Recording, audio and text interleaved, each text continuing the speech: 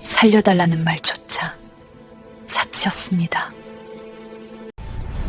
왕비마마께서 미소 짓고 계셨습니다. 그때까지만 해도 몰랐습니다.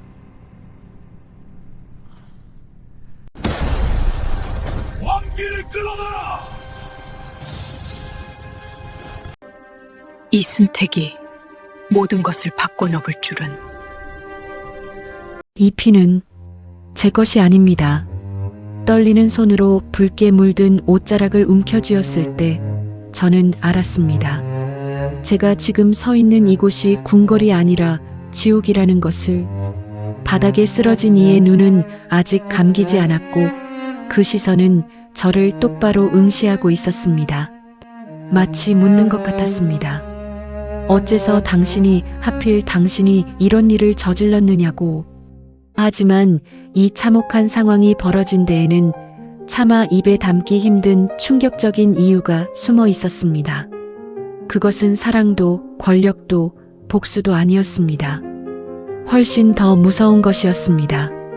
한 사람의 두려움이 어떻게 왕조 전체를 피로 물들일 수 있는지 저는 그날 똑똑히 목격했으니까요. 이 이야기를 시작하려면 3년 전 그 봄날로 돌아가야 합니다. 저는 당시 중궁전 상궁이었습니다. 왕비마마를 가까이에서 모시는 것은 영광이었지만 동시에 저주이기도 했습니다. 궁궐에서 가장 높은 곳에 있는 사람일수록 추락할 때의 고통도 더 크다는 것을 저는 몰랐습니다. 아니, 알고 싶지 않았던 것인지도 모르겠습니다. 그날도 평범한 아침이었습니다. 왕비마마께서는 거울 앞에 앉아 계셨고 저는 늘 그랬듯 옥빛으로 긴 머리카락을 천천히 빗어드리고 있었습니다. 햇살이 창문을 통해 들어와 마마의 얼굴을 비췄을 때 저는 문득 이상한 것을 발견했습니다. 왕비마마께서 미소 짓고 계셨던 겁니다. 누가 봐도 평범한 미소였을 것입니다. 하지만 저는 달랐습니다. 10년 넘게 마마를 모셔온 제 눈에 그 미소는 너무나 낯설었습니다. 왜냐하면 왕비마마는 절대 혼자 계실 때 웃는 분이 아니었거든요. 항상 경계하고, 항상 긴장하고, 항상 다음 수를 계산하시는 분이셨습니다. 상궁, 갑자기 부르시는 바람에 저는 화들짝 놀랐습니다. 예, 마마. 너는 두려움이 무엇이라고 생각하느냐? 뜬금없는 질문이었습니다. 저는 손을 멈추고 잠시 생각했습니다. 두려움이라 함은 무서운 것을 마주했을 때 느끼는 감정이 아니겠사옵니까? 왕비마마께서 거울 속 제 눈을 바라보셨습니다. 아니다. 두려움은 아직 오지 않은 것에 대한 상상이다. 내가 무서워하는 것은 이미 일어난 일이 아니라 일어날지도 모르는 일이지. 저는 고개를 끄덕였습니다. 무슨 말씀인지 알 것도 같았습니다. 그렇다면 상궁, 만약 내가 두려워하는 일이 반드시 일어날 것이라는 걸 안다면 어떻게 하겠느냐? 그냥 기다리겠느냐? 아니면 마마께서는 말을 멈추셨습니다. 그리고 다시 거울을 보며 혼잣말처럼 중얼거리셨습니다. 먼저 움직이겠느냐? 그 순간 등골이 서늘해지는 것을 느꼈습니다. 뭔가 잘못되고 있다는 본능적인 감각이었습니다. 하지만 제가 무엇을 할 수 있었겠습니까? 저는 그저 상궁일 뿐이었고 왕비마마는 이 나라에서 두 번째로 높은 분이셨습니다. 그날 저녁 중궁전에 낯선 사람이 찾아왔습니다. 밤이 깊었을 때였습니다. 달빛도 없는 캄캄한 밤이었습니다. 저는 마마의 명으로 침전 밖에서 대기하고 있었는데 검은 옷을 입은 남자가 소리 없이 나타났습니다. 얼굴은 천으로 가려져 있었지만 그의 눈빛만큼은 또렷하게 보였습니다. 차갑고 날카롭고 살아있는 것 같지 않은 눈이었습니다. 왕비마마께서 기다리고 계십니다. 제 목소리가 떨렸습니다. 이런 사람이 궁궐 안에 있다는 것 자체가 이미 큰 문제였으니까요. 하지만 왕비마마께서 직접 부르신 사람이라면 제가 막을 수 있는 일이 아니었습니다. 남자는 아무 말 없이 침전으로 들어갔습니다. 그리고 한 10경쯤 지났을 때 다시 나왔습니다. 여전히 무표정했지만 손에는 작은 주머니가 하나 들려 있었습니다. 남자가 사라진 뒤 왕비마마께서 저를 부르셨습니다. 상궁, 들어오너라. 방 안으로 들어갔을 때 저는 책상 위에 놓인 것을 보았습니다. 종이 몇 장과 붓, 그리고 인장이었습니다. 왕비마마께서는 촛불을 응시하고 계셨습니다. 그 표정이 너무나 평온해서 오히려 더 무서웠습니다. 상궁, 너는 내가 나쁜 사람이라고 생각하느냐? 감히 그런 생각을 어찌하겠사옵니까? 거짓말 마라. 너는 지금 두려워하고 있다. 내 손이 떨리고 있지 않느냐? 맞았습니다. 제 손은 떨리고 있었습니다. 왕비마마께서 천천히 고개를 돌려 저를 보셨습니다. 나는 살아남고 싶을 뿐이다. 그것이 죄냐? 마마, 세자가 곧 왕이 될 것이다. 그리고 그 순간 나는 버려질 것이다. 아니, 버려지는 것으로 끝나지 않을 것이다. 너도 알지 않느냐? 이 궁궐에서 쓸모 없어진 사람이 어떻게 되는지. 저는 아무 말도 할 수 없었습니다. 왕비마마의 말씀이 틀리지 않았기 때문입니다. 세자는 이미 성인이었고 곧 책봉될 것이 분명했습니다. 그리고 세자는 왕비마마를 좋아하지 않았습니다. 아니, 증오했다고 하는 편이 정확했습니다. 그래서 나는 먼저 움직이기로 했다. 왕비마마께서 책상 위에 종이를 집어드셨습니다. 촛불에 비춰보니 거기에는 여러 사람의 이름이 적혀 있었습니다. 신하들의 이름이었습니다. 그리고 그 맨 위에는 세자라는 두 글자가 또렷하게 적혀 있었습니다. 그 순간 제 심장이 멈춘 것 같았습니다. 이것은 단순한 권력 다툼이 아니었습니다. 이것은, 마마, 이것은 영모가 아니옵니까? 제 목소리가 떨렸습니다. 왕비마마께서는 종이를 천천히 내려놓으시며 말씀하셨습니다. 영모라고? 아니다. 이것은 생존이다. 하오나 세자는 다음 왕이 되실 분이시옵니다. 이것이 발각된다면 발각되지 않을 것이다. 왕비마마의 목소리는 너무나 확신에 차 있었습니다. 마치 이미 모든 것을 계산해 놓은 것처럼. 그리고 저는 그때 알았습니다. 아까 그 남자가 들고 온 주머니 안에 무엇이 들어 있었는지. 3일 뒤 세자가 대궐밖 별장으로 나간다. 그곳에서 모든 것이 끝날 것이다. 저는 그 자리에서 무릎을 꿇었습니다. 마마, 제발 다시 한번 생각해 주시옵소서. 이 일이 성공한다 해도 마마께서는 내가 어떻게 되든 상관없다. 중요한 것은 내가 먼저 죽지 않는다는 것이다. 왕비마마께서는 더 이상 제 말을 듣지 않으셨습니다. 그리고 저에게 명하셨습니다. 너는 3일 동안 이 방에서 나가지 마라. 아무것도 보지 말고 아무것도 듣지 마라. 알겠느냐? 마마, 이것은 명이다. 저는 고개를 숙일 수밖에 없었습니다. 그렇게 3일이 흘렀습니다. 그 3일 동안 저는 방 안에 갇혀 있었습니다. 밥이 들어올 때마다 밖에서 들려오는 소리에 귀를 기울였습니다. 하지만 아무 일도 일어나지 않는 것 같았습니다. 궁궐은 여느 때와 다름없이 조용했습니다. 그런데 셋째 날 밤이었습니다. 갑자기 바깥이 소란스러워졌습니다. 사람들이 뛰어다니는 소리, 비명소리, 그리고 금속이 부딪히는 소리가 들렸습니다. 저는 문틈으로 밖을 내다봤습니다. 횃불을 든 군사들이 중궁전을 에워싸고 있었습니다. 그리고 그 앞에는 세자가 서 계셨습니다. 살아계셨습니다. 그 순간 제 온몸에서 피가 싹 빠져나가는 것 같았습니다. 계획이 실패했다는 뜻이었습니다. 그리고 실패한 영모의 끝이 어떤지 저는 너무나 잘 알고 있었습니다. 왕비를 끌어내라. 세자의 목소리가 밤하늘을 갈랐습니다. 곧이어 침전문이 거칠게 열렸고 군사들이 안으로 쏟아져 들어왔습니다. 저는 숨을 죽인 채 벽에 바짝 붙어 서 있었습니다. 왕비마마께서 끌려 나오셨습니다. 하지만 놀랍게도 마마께서는 저항하지 않으셨습니다. 오히려 담담한 표정으로 세자를 마주 보셨습니다. 끝까지 발버둥 치실 줄 알았는데 의외로 순순하시군요. 세자께서 냉소를 띤 목소리로 말씀하셨습니다. 왕비마마께서는 입가에 희미한 미소를 지으셨습니다. 발버둥?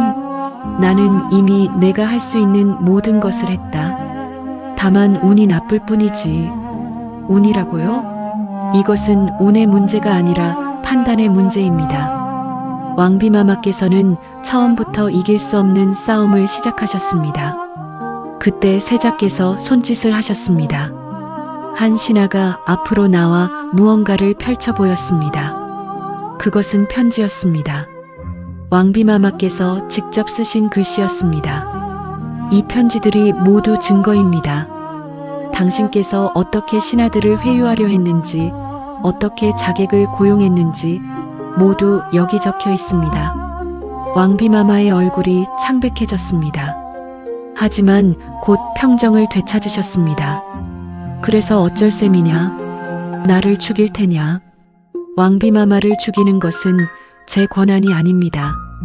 아버님께서 결정하실 일이지요. 그 말을 들은 왕비마마께서 처음으로 동요하시는 것을 저는 봤습니다.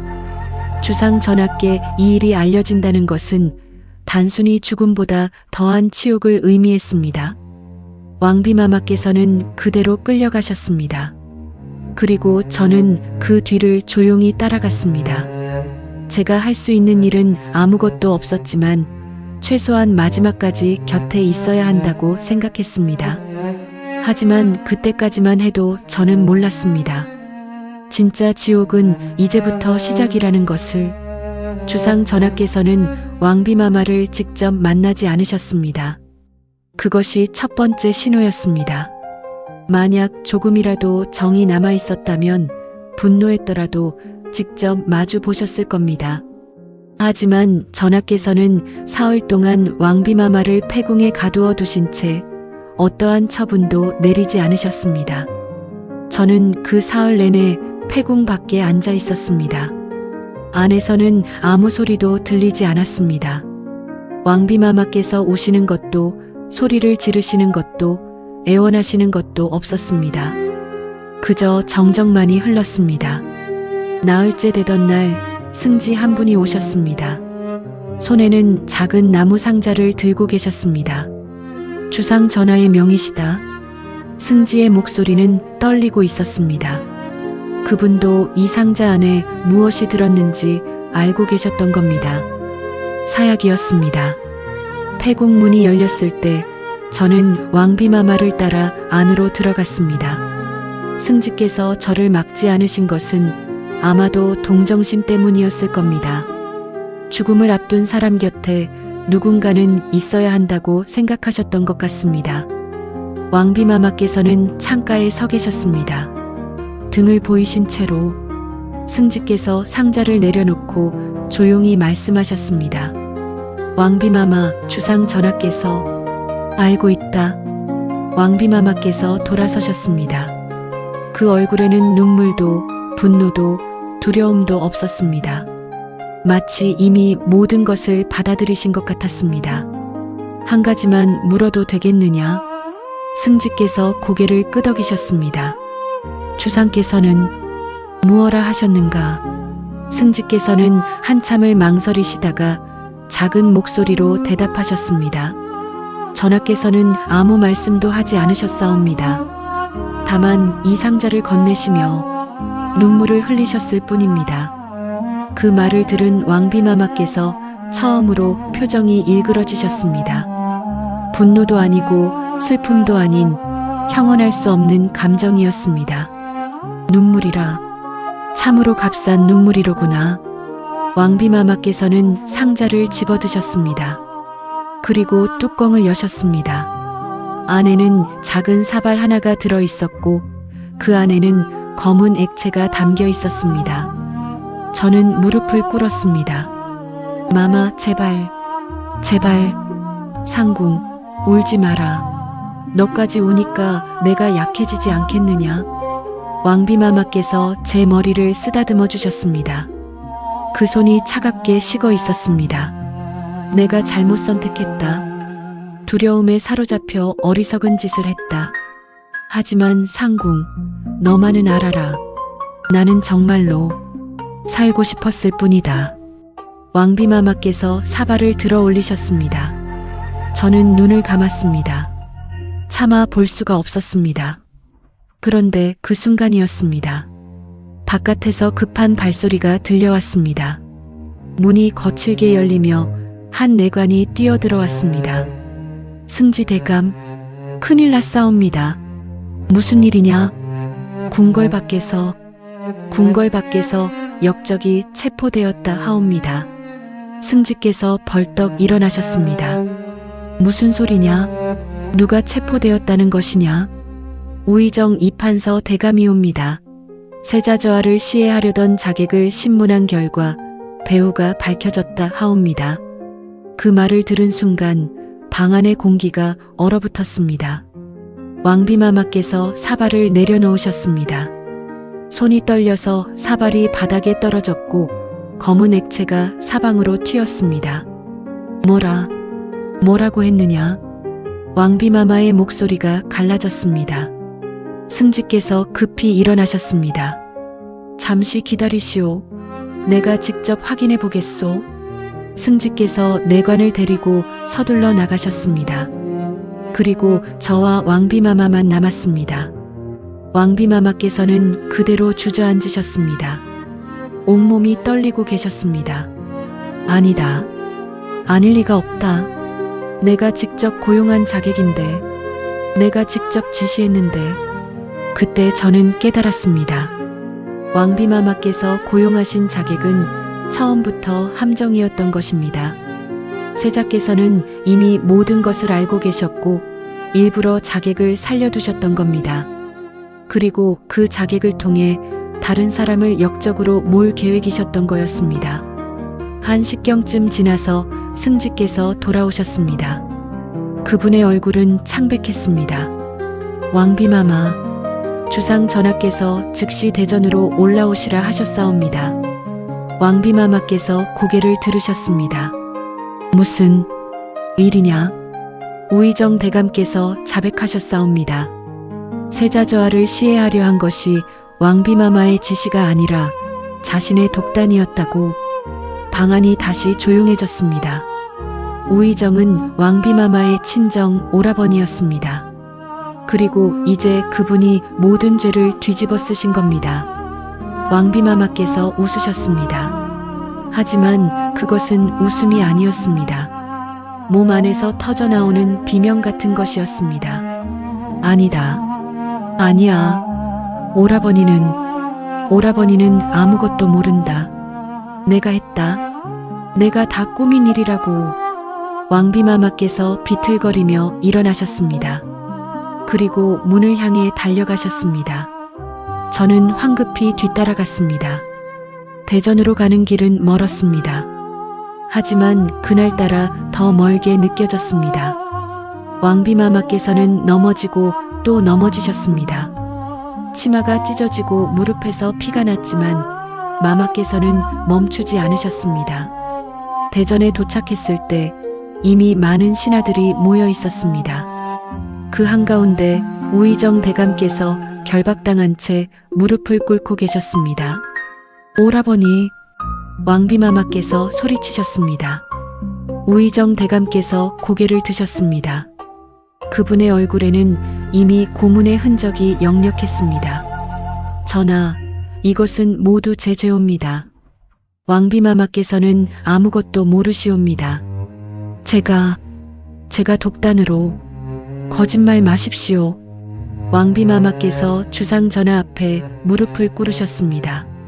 전하, 이것은 신첩의 죄옵니다. 우의정은 아무 죄가 없사옵니다. 제발 오라버니만은. 하지만 주상 전하께서는 왕비마마를 보지 않으셨습니다. 그저 창밖을 응시하고 계셨습니다. 그때 세자께서 앞으로 나오셨습니다. 어바마마, 증거는 명확합니다. 우의정이 자객에게 돈을 건넨 것도 계획을 짠 것도 모두 목격자와 증거가 있습니다. 그것은 조작이다. 왕비마마께서 소리치셨습니다. 세자, 내가 꾸민 일이지. 내가 일부러 우의정을 함정에 빠뜨린 것이야. 세자께서는 차갑게 웃으셨습니다. 왕비마마, 증거도 없이 세자를 모함하시는 것이옵니까? 그것이야말로 역모가 아니겠사옵니까? 왕비마마께서 할 말을 잃으셨습니다. 세자께서는 이미 모든 것을 계산해 두셨던 겁니다. 왕비마마께서 아무리 진실을 말씀하셔도 증거가 모두 우의정을 가리키고 있는 상황에서는 소용이 없었습니다. 주상 전하께서 드디어 입을 여셨습니다. 우의정을 역적으로 다스린다. 삼족을 멸하고 가산을 몰수하라. 전하, 왕비마마께서 절규하셨습니다. 하지만 전하께서는 손을 드셨습니다. 왕비는 이 사건에 연루되지 않은 것으로 한다. 다만 전하께서 잠시 말을 멈추셨습니다. 중궁전에서 물러나 별궁에 거처하도록 하라. 그것은 사실상 폐위였습니다. 왕비의 지위는 유지되지만 모든 권한을 잃고 유폐되는 것과 다름없었습니다. 우의정 대감께서는 끝까지 왕비마마를 보호하려 하셨습니다. 끌려가시면서도 계속 외치셨습니다. 왕비마마께서는 결백하시옵니다. 모든 것이 신의 죄옵니다. 하지만 아무도 그 말을 믿지 않았습니다. 아니, 믿으려 하지 않았습니다. 이틀 뒤 우의정 대감께서는 참수되셨습니다. 그리고 그 가족들 모두가 죽임을 당했습니다. 왕비마마의 친정이 하루아침에 몰살된 것입니다. 왕비마마께서는 그 소식을 들으시고도 눈물 한 방울 흘리지 않으셨습니다. 아니, 흘릴 수 없으셨는지도 모릅니다. 슬픔이 너무 커서 눈물로는 표현할 수 없었던 것입니다. 별궁으로 옮겨진 그날 밤 왕비마마께서 처음으로 입을 여셨습니다. 상궁, 예, 마마.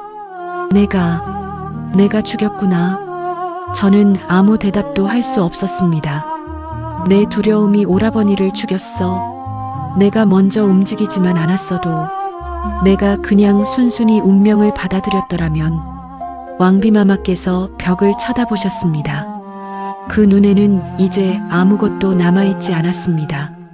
세자는 처음부터 나를 죽일 생각이 없었던 거야. 죽이는 것보다 더 잔인한 방법을 선택한 거지.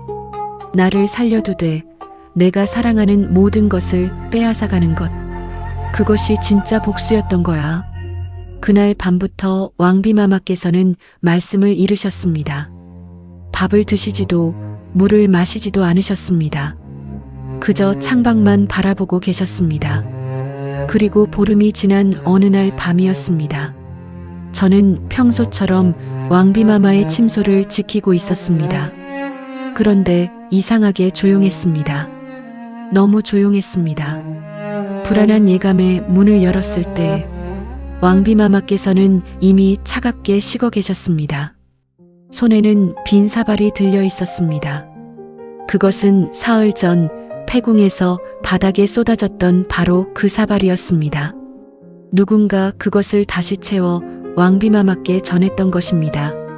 아니, 어쩌면 왕비마마께서 직접 구하셨는지도 모릅니다. 더 이상 살아갈 이유가 없으셨으니까요. 그리고 지금 저는 그 피 묻은 옷자락을 움켜쥔 채 이곳에 서 있습니다. 바닥에 쓰러진 이는 왕비마마가 아닙니다. 세자도 아닙니다. 그것은 바로 저 자신입니다. 왕비마마께서 돌아가신 후 저는 진실을 밝히려 했습니다. 세자께서 꾸민 음모를, 우의정 대감의 결백을, 모든 것을 세상에 알리려 했습니다. 하지만 진실을 말하려는 자의 운명은 정해져 있었습니다. 제 옆에 선 자객이 칼을 들어 올립니다. 이것이 제 마지막입니다. 그리고 저는 마지막 순간에 깨달았습니다. 두려움이란 것이 얼마나 무서운 것인지, 그것은 사람을 죽이고 가족을 멸하고 왕조를 뒤흔들 수 있다는 것을 왕비마마께서는 두려워하셨습니다. 버려지는 것이, 쓸모 없어지는 것이, 죽는 것이 두려우셨습니다. 그래서 먼저 움직이셨습니다. 하지만 그 선택이 모든 것을 파괴했습니다. 칼날이 내려옵니다. 그리고 저는 생각합니다. 만약 왕비마마께서 그날 그 두려움을 이겨내셨더라면 어땠을까? 만약 운명을 받아들이고 조용히 기다리셨더라면 어땠을까? 어쩌면 세자께서도, 우의정 대감께서도, 왕비마마께서도, 그리고 저도 모두 살 수 있었을지도 모릅니다. 하지만 이제 그것은 알 수 없습니다. 두려움은 이미 모든 것을 집어삼켰으니까요. 하지만 저는 죽지 않았습니다. 칼날이 제 목을 스치는 순간 누군가 자객의 팔을 잡았습니다. 어둠 속에서 들려온 목소리는 낯설면서도 어딘가 익숙했습니다. 이자는 아직 죽여서는 안 된다. 자객이 뒤로 물러났습니다. 그리고 그 자리에 한 사람이 섰습니다. 달빛에 비친 그의 얼굴을 보는 순간 저는 숨이 멎는 줄 알았습니다. 세자였습니다. 아니, 이제는 세자가 아니었습니다. 왕비마마께서 돌아가신 지 사흘 뒤 주상 전하께서 갑자기 승하하셨고 그분은 이제 이 나라의 왕이 되어 계셨습니다. 전하, 제 목소리가 떨렸습니다. 왕께서는 저를 내려다보셨습니다. 그 눈빛에는 분노도 증오도 없었습니다. 다만 차가운 무관심만이 있을 뿐이었습니다. 일어나라. 저는 비틀거리며 일어났습니다. 왕께서는 천천히 주위를 둘러보셨습니다. 여기가 그 상궁이 살던 처소로구나. 전하, 소인은 입을 다물어라. 내가 무슨 말을 하려는지 이미 알고 있다. 왕께서는 제 방 안으로 들어가셨습니다. 그리고 책상 위에 놓인 것을 보셨습니다. 그것은 제가 몰래 적어둔 기록이었습니다.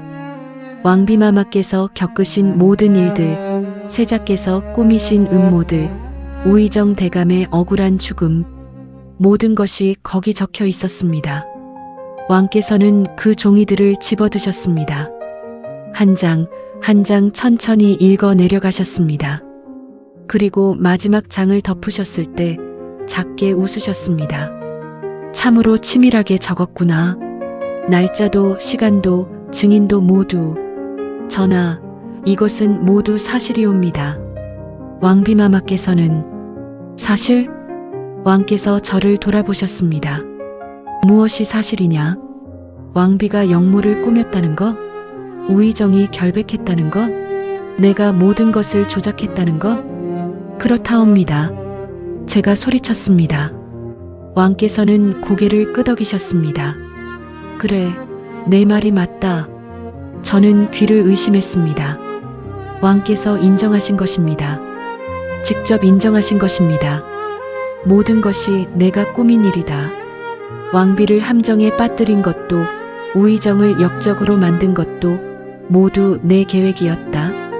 왕께서는 창밖을 바라보셨습니다. 하지만 상궁, 내가 모르는 것이 하나 있다. 무엇이옵니까? 왕비는 정말로 나를 죽이려 했다는 것이다. 저는 할 말을 잃었습니다. 왕께서 천천히 말씀을 이어가셨습니다. 내가 10살 때였다. 왕비가 처음 궁에 들어온 날이었지.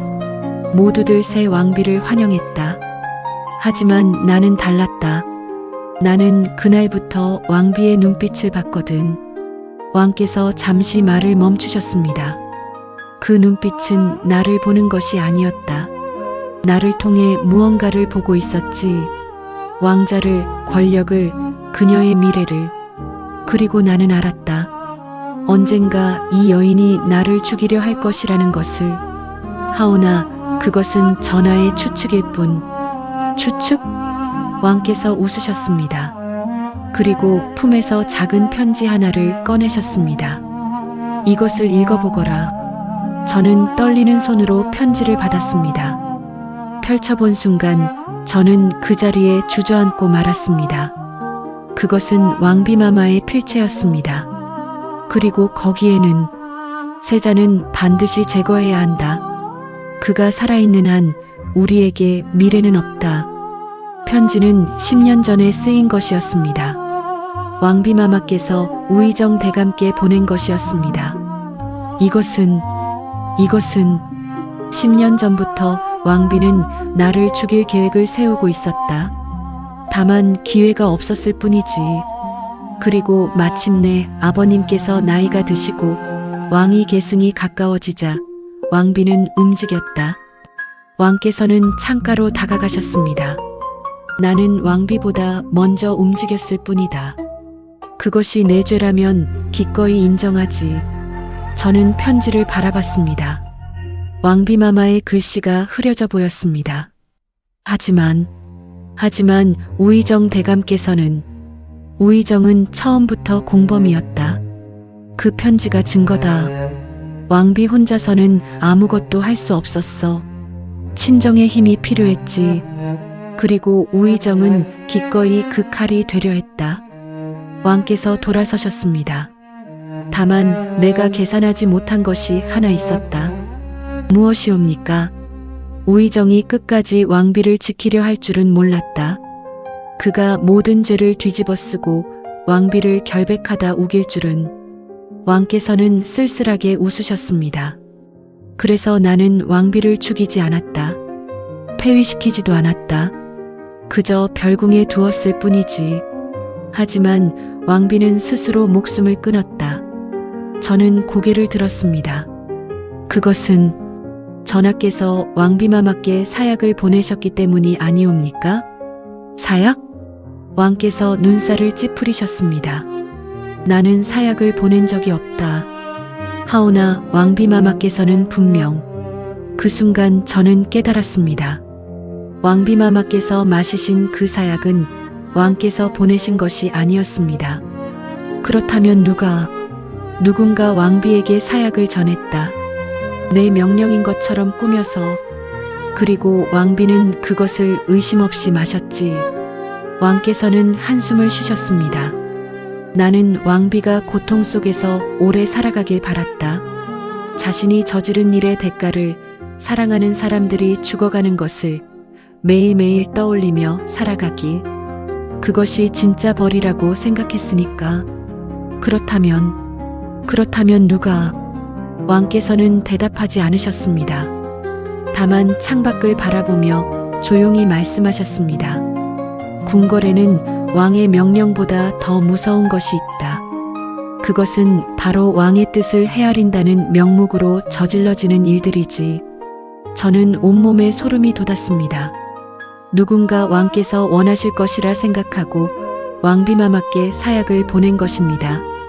왕의 명령 없이, 왕의 허락 없이, 그저 왕의 마음을 헤아렸다는 이유만으로 전하께서는 그자를 처벌하지 않으셨사옵니까? 찾지 못했다. 아니, 찾으려 하지 않았는지도 모르겠구나.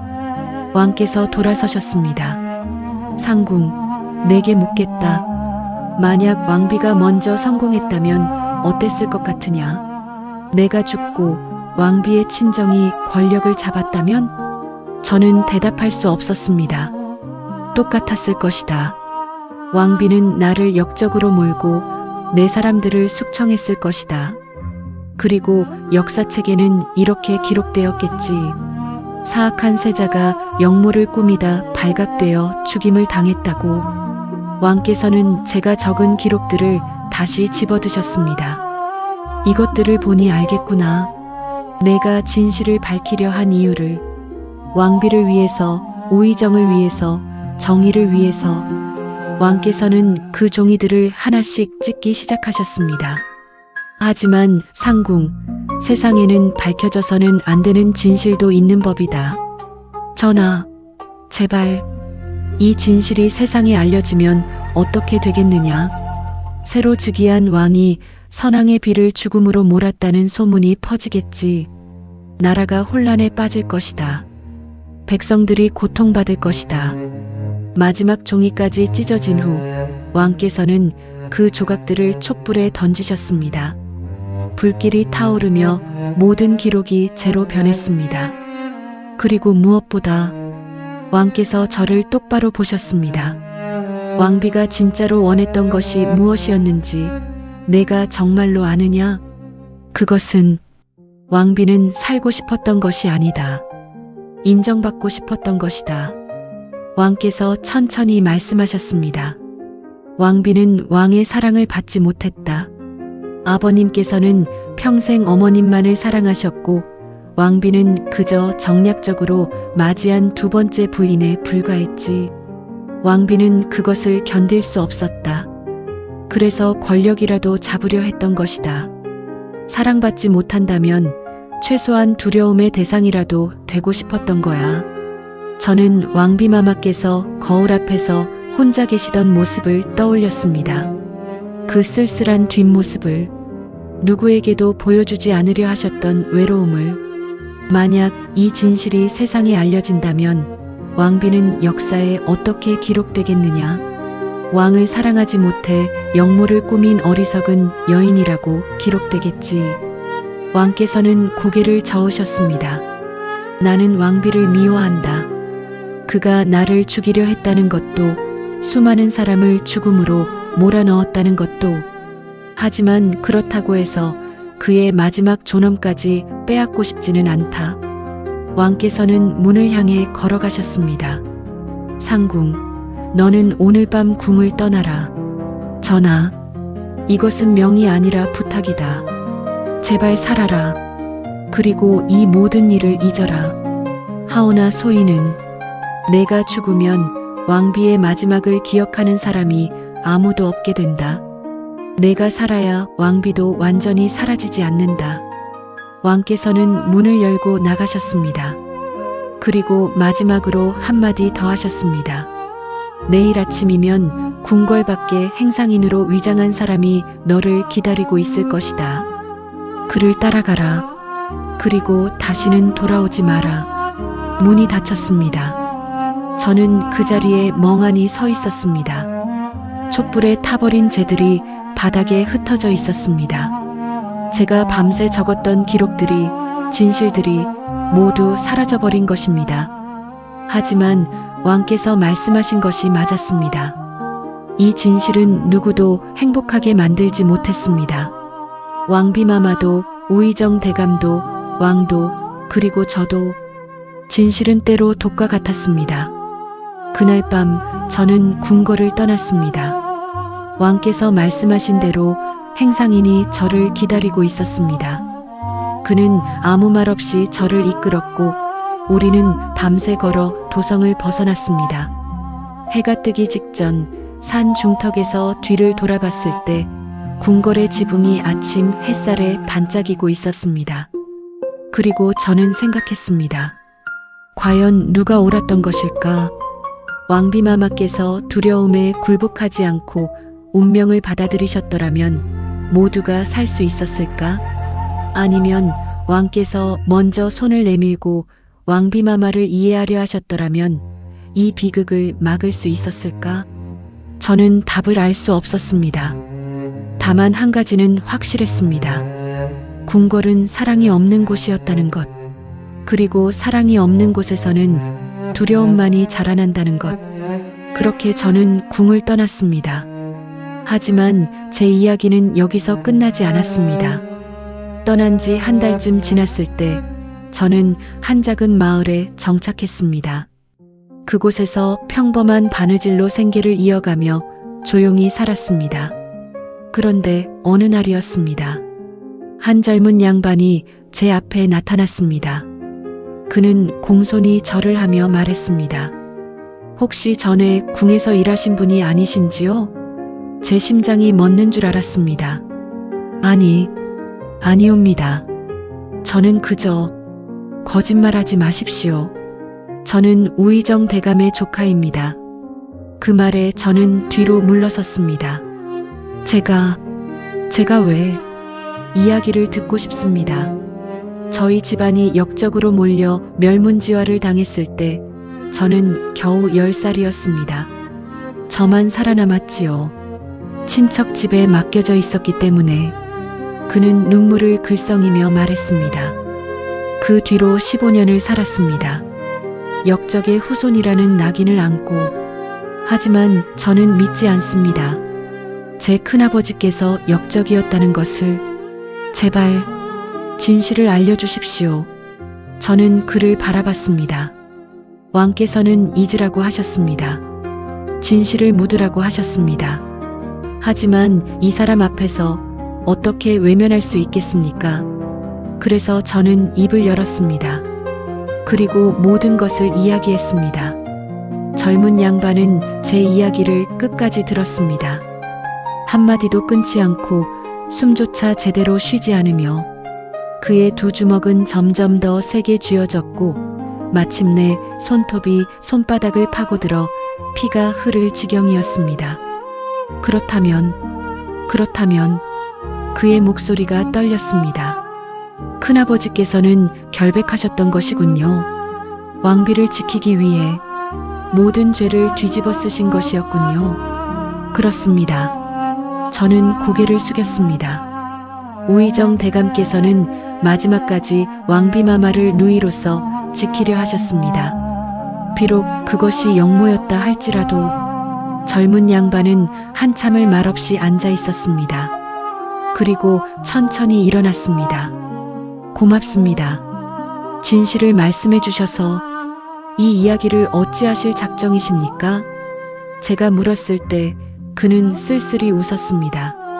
아무것도 하지 못하겠지요. 제가 무엇을 할 수 있겠습니까? 역적의 후손이 이미 죽은 사람들의 명예를 되찾아줄 힘이 어디 있겠습니까? 그는 문을 향해 걸어갔습니다. 하지만 문턱에서 멈춰서서 뒤를 돌아봤습니다. 다만 한 가지는 약속하겠습니다. 언젠가 제게 힘이 생긴다면 반드시 큰아버지의 억울함을 풀어드리겠습니다. 그것이 제가 살아남은 이유일 테니까요. 그렇게 그는 떠났습니다. 저는 그때 알았어야 했습니다. 진실이라는 것이 얼마나 위험한 씨앗인지. 한번 뿌려지면 언젠가는 반드시 싹을 틀어 자라난다는 것을. 3년이 흘렀습니다. 저는 여전히 그 마을에서 조용히 살고 있었습니다. 왕께서 말씀하신 대로 모든 것을 잊으려 애썼습니다. 하지만 밤이 되면 꿈속에서 왕비마마를 만났습니다. 사약을 드시던 그날 밤을, 손에 든 빈 사발을 차갑게 식어가시던 그 모습을. 그러던 어느 날 마을에 소문이 돌기 시작했습니다. 궁궐에서 큰일이 벌어졌다고. 왕께서 갑자기 병환에 드셨다고. 그리고 그 병환이 심상치 않다고. 저는 불안한 마음으로 소식을 기다렸습니다. 며칠 후 행상인을 통해 더 자세한 소문이 들려왔습니다. 왕께서 독살되었다는 것이었습니다. 아니, 정확히는 독살 미수였습니다. 왕께서는 살아계셨지만 더 이상 걷지도 말씀하지도 못하는 상태가 되셨다고 했습니다. 그리고 그 배후로 지목된 사람은 15년 전 역적으로 죽은 우의정의 조카라고 했습니다. 제 손에서 바늘이 떨어졌습니다. 그 젊은 양반이었습니다. 제가 진실을 말해주었던, 큰아버지의 명예를 되찾겠다고 했던 바로 그 사람. 저는 그날로 짐을 꾸렸습니다. 어디로 가야 할지는 몰랐지만 이곳에 머물 수는 없었습니다. 만약 누군가 저와 그 젊은 양반의 연결고리를 찾아낸다면. 하지만 너무 늦었습니다. 그날 밤 제 오두막을 관군들이 에워쌌습니다. 궁궐 상궁 출신 박 씨를 체포하라. 문이 부서지며 군사들이 쏟아져 들어왔습니다. 저는 저항할 생각도 하지 못했습니다. 그저 순순히 결박을 당했습니다. 한양으로 끌려가는 동안 저는 생각했습니다. 왕께서 말씀하신 것이 맞았습니다. 진실은 밝혀져서는 안 되는 것이었습니다. 제가 입을 열지 않았더라면 그 젊은 양반도 복수를 꿈꾸지 않았을 것이고 왕께서도 이런 일을 당하지 않으셨을 것입니다. 의금부에 도착했을 때 저는 고문실로 끌려갔습니다. 하지만 놀랍게도 고문관이 아니라 한 신하가 저를 기다리고 있었습니다. 그는 조용히 군사들을 물리친 후 저와 단둘이 남았습니다. 박상궁, 그가 입을 열었습니다. 우의정의 조카를 만난 것이 사실이요? 저는 고개를 끄덕였습니다. 부인해봐야 소용없다는 것을 알았습니다. 그에게 무슨 이야기를 했소? 저는 잠시 망설였습니다. 하지만 이미 모든 것이 끝난 상황이었습니다. 진실을 말했습니다. 15년 전 그날 정말로 무슨 일이 있었는지. 신하는 한숨을 쉬었습니다. 알고 있었소. 그 젊은이가 체포되었을 때 그는 계속해서 외쳤소. 큰아버지는 역적이 아니다. 왕비를 지키려 했을 뿐이다라고. 그리고 진실을 아는 증인이 있다고. 그가 저를... 아니요. 그는 끝까지 당신의 이름을 대지 않았소. 하지만 우리는 찾아냈소. 당시 왕비를 가장 가까이에서 모셨던 상궁이 살아있다는 것을, 그리고 3년 전 갑자기 궁을 떠났다는 것을. 신하는 저를 똑바로 바라봤습니다. 박상궁, 지금이라도 진실을 말할 기회를 주겠소. 15년 전 그날 정말로 무슨 일이 있었소? 저는 입을 열려다 멈췄습니다. 왕께서 부탁하셨던 말씀이 떠올랐습니다. 제발 잊어라. 진실은 묻어두어라. 하지만 동시에 우의정 대감의 얼굴도 떠올랐습니다. 끝까지 왕비마마를 지키려 하셨던 그분, 억울하게 역적으로 죽으셨던 그분, 그리고 그 젊은 양반의 얼굴도 15년을 역적의 후손이라는 낙인을 안고 살아온 그 사람.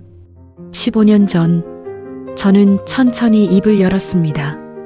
왕비마마께서는 정말로 역모를 꾸미셨습니다. 신하가 고개를 끄덕였습니다. 그리고 우의정 대감께서도 그 역모에 가담하셨습니다. 그렇소? 하지만 저는 눈을 감았습니다. 그것이 전부가 아니었습니다.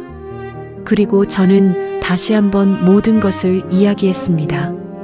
왕비마마의 두려움을, 세자께서 꾸미신 함정을, 우의정 대감의 희생을, 그리고 왕비마마의 마지막을. 신하는 말없이 듣고 있었습니다. 제가 이야기를 마쳤을 때 그는 긴 한숨을 내쉬었습니다. 참으로 비극이로군요. 그렇습니다. 하지만 박상궁, 당신도 알겠지만 이 이야기는 세상에 나가서는 안 돼요. 저는 고개를 들었습니다. 왜입니까? 우의정 대감의 명예를 되찾아드려야 하지 않습니까? 그것이 가능하다고 생각하시오? 신하가 쓸쓸히 웃었습니다. 지금 왕께서는 병상에 누워 계시오. 말씀도 하지 못하시고, 만약 우의정의 명예를 회복한다면 그것은 곧 선왕께서 잘못된 판단을 하셨다는 것을 인정하는 꼴이 되오. 그리고 현 왕께서는... 그가 말을 멈췄습니다. 현 왕께서도 그 일에 연루되어 있다는 것이 드러나겠지요. 저는 아무 말도 할 수 없었습니다. 게다가 지금 조정은 혼란스러운 상황이요. 왕께서 병원에 드신 후 여러 파벌이 다음 권력을 두고 암투를 벌이고 있어. 만약 이때 15년 전의 진실이 드러난다면 나라가 더욱 혼란스러워지겠지요. 제가 대신 말했습니다. 신하가 고개를 끄덕였습니다. 그렇소. 그리고 그 혼란 속에서 고통받는 것은 결국 백성들이요. 저는 웃었습니다. 웃음이 나왔습니다. 그렇다면 우의정 대감께서는 영원히 역적으로 남으시는 것입니까? 그분의 조카는 영원히 역적의 후손으로 죽어야 하는 것입니까? 안타깝지만 그렇소. 신하는 일어섰습니다. 박상궁, 당신에게 선택권을 주겠소. 선택권이라니요? 진실을 말하시오. 그러면 당신은 죽을 것이오. 하지만 우의정의 명예는 회복되지 않을 것이요. 오히려 나라만 혼란에 빠질 것이요. 신하는 문을 향해 걸어갔습니다. 아니면 거짓을 말하시오. 우의정의 조카가 거짓말을 했다고 당신은 그에게 아무것도 말하지 않았다고. 그러면 당신은 살 것이오. 조용히 평범하게. 하지만 그것은 진실을 배신하는 것이라고요? 신하가 돌아서며 말했습니다. 박상궁, 이 세상에는 두 가지 진실이 있어. 사실로서의 진실과 기록으로서의 진실. 당신이 아는 것은 사실로서의 진실이요. 하지만 역사에 남는 것은 기록으로서의 진실이지요. 그는 문을 열었습니다. 내일 아침까지 결정하시오. 당신이 어떤 진실을 선택할 것인지. 문이 닫혔습니다. 저는 혼자 남겨졌습니다. 차갑고 어두운 방 안에.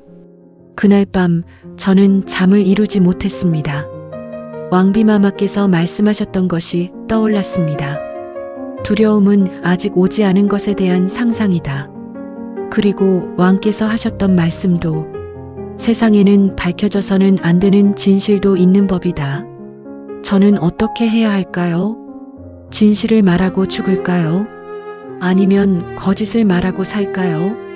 하지만 그것이 정말 중요한 문제일까요? 제가 진실을 말한다 해도 우의정 대감의 명예는 회복되지 않을 것입니다. 제가 거짓을 말한다 해도 그분은 여전히 역적으로 남을 것입니다. 결국 무엇을 선택하든 아무것도 바뀌지 않는 것입니다.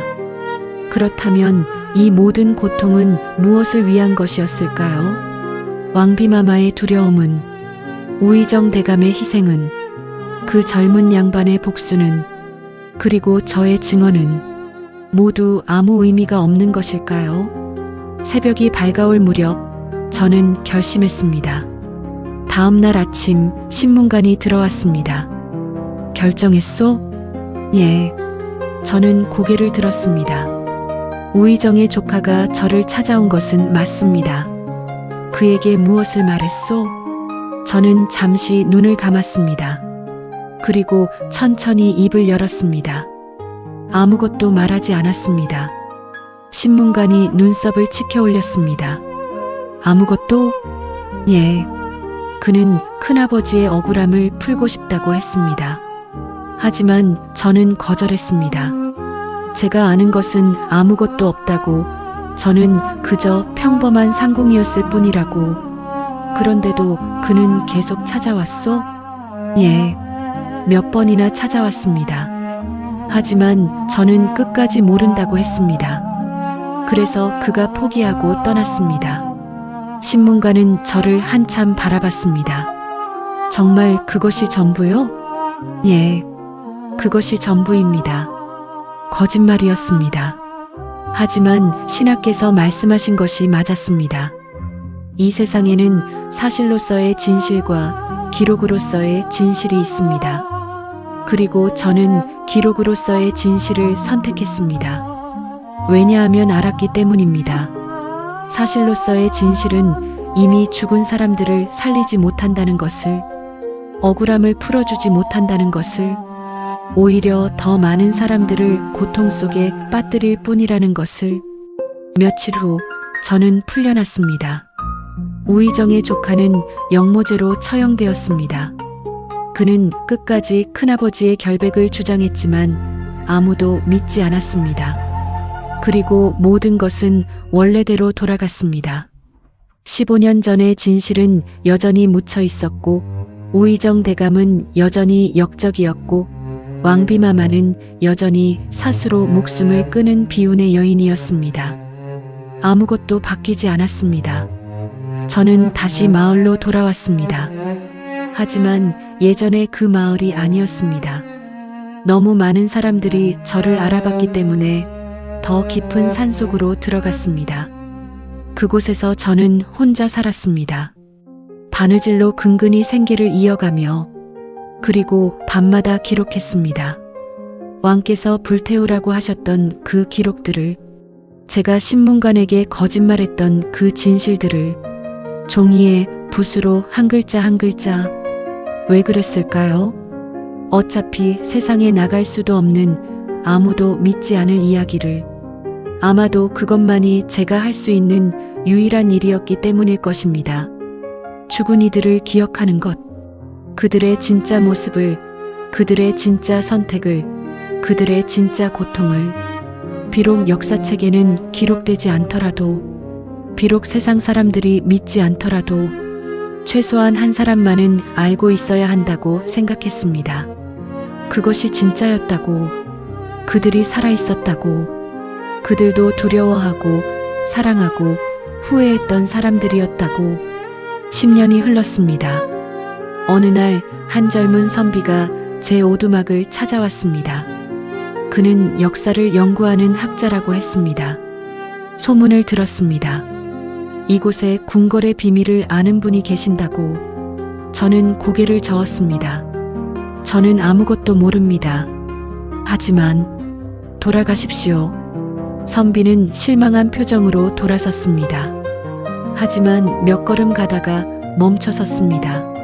한 가지만 여쭤봐도 되겠습니까? 무엇입니까? 15년 전 왕비마마께서 돌아가셨을 때 정말로 스스로 목숨을 끊으신 것입니까? 아니면. 저는 그를 바라봤습니다. 당신은 왜 그것을 알고 싶으십니까? 역사는 진실을 기록해야 하지 않겠습니까? 진실이라. 저는 쓸쓸히 웃었습니다. 선비님, 역사란 무엇입니까? 기록입니다. 일어난 일을 있는 그대로 기록하는 것이지요. 아닙니다. 저는 고개를 저었습니다. 역사란 선택입니다. 수많은 진실 중에서 어떤 것을 기록하고 어떤 것을 버릴 것인가의 선택. 그리고 그 선택은 항상 권력을 가진 자들의 몫이었지요. 선비는 아무 말도 하지 못했습니다. 돌아가십시오. 그리고 책에 쓰인 것을 믿으십시오. 그것이 선비님에게는 더 행복한 일일 것입니다. 선비는 결국 떠났습니다. 그리고 저는 다시 혼자 남았습니다. 그날 밤 저는 지난 10년간 적어온 기록들을 꺼내봤습니다. 수십 장의 종이에 빼곡히 적힌 글씨들, 왕비마마의 이야기, 우의정 대감의 이야기, 왕의 이야기, 그리고 저의 이야기, 모두 진실이었습니다. 하지만 아무도 믿지 않을 진실. 저는 그 종이들을 하나씩 불에 던졌습니다. 타오르는 불길을 바라보며 생각했습니다. 왕비마마께서 물으셨던 것처럼 두려움이란 무엇일까? 그것은 아직 오지 않은 것에 대한 상상이라고 하셨습니다. 하지만 이제 저는 알았습니다. 진짜 두려움은 이미 일어난 일이 잊혀지는 것이라는 것을, 살아있던 사람들이 기록 속 글자로만 남는 것이라는 것을, 그리고 그 누구도 그들의 진짜 모습을 기억하지 못하게 되는 것이라는 것을. 마지막 종이가 재로 변했을 때 저는 조용히 눈을 감았습니다. 이제 모든 것이 끝났습니다. 진실은 완전히 사라졌습니다. 역사책에는 이렇게 기록될 것입니다. 왕비는 스스로 목숨을 끊었고 우의정은 역모를 꾸미다 죽었다. 그것이 기록으로서의 진실이 될 것입니다. 그리고 사실로서의 진실은 이제와 함께 바람에 흩어질 것입니다. 하지만 그것으로 충분합니다. 왜냐하면 저는 알고 있으니까요. 그들이 진짜로 어떤 사람들이었는지, 그들이 무엇을 두려워했고, 무엇을 사랑했고, 무엇을 후회했는지. 비록 세상은 그들을 기억하지 못하더라도 저 하나만큼은 기억할 것입니다. 그리고 그것만으로도 그들은 완전히 사라지지 않은 것입니다. 하지만 그날 밤 제가 마지막 기록을 태우고 있을 때였습니다. 문이 조용히 열렸습니다. 저는 화들짝 놀라 뒤를 돌아봤습니다. 어둠 속에서 한 사람이 천천히 들어왔습니다. 그는 머리부터 발끝까지 검은 옷을 입고 있었고 얼굴은 천으로 가려져 있었습니다. 자객이었습니다. 저는 벌떡 일어섰습니다. 하지만 도망칠 곳은 없었습니다. 작은 오두막에서 높아 혼자서 할 수 있는 일은 아무것도 없었습니다. 누구시오? 제 목소리가 떨렸습니다. 자객은 대답하지 않고 천천히 다가왔습니다. 그리고 화로 앞에 무릎을 꿇었습니다. 그때 저는 그의 손을 봤습니다. 늙은 손이었습니다. 주름지고 상처투성이인 젊은 자객의 손이 아니었습니다. 당신은 자객이 천천히 얼굴을 가린 천을 벗었습니다. 제 입에서 비명이 터져 나올 뻔했습니다. 그것은 25년 전 왕비마마께 사약을 전했던 바로 그 내관이었습니다. 아니, 내관이었던 사람이었습니다. 이제는 머리가 하얗게 새고 얼굴은 주름으로 가득했지만 그 눈만큼은 그대로였습니다. 차갑고 공허한 당신이 어떻게 25년을 찾아다녔소? 그가 쉰 목소리로 말했습니다. 당신이 어디 있는지, 아직 살아있는지, 왜 저를 죽이려고 온 것이 아니오. 그는 품에서 무언가를 꺼냈습니다. 작은 보자기에 쌓인 무언가를. 이것을 전하려고 왔소. 그가 보자기를 풀었습니다. 그 안에는 낡은 편지 한 통이 들어 있었습니다. 봉인도 되지 않은 누렇게 바랜 종이였습니다. 이것은 왕비마마께서 마지막으로 쓰신 편지요.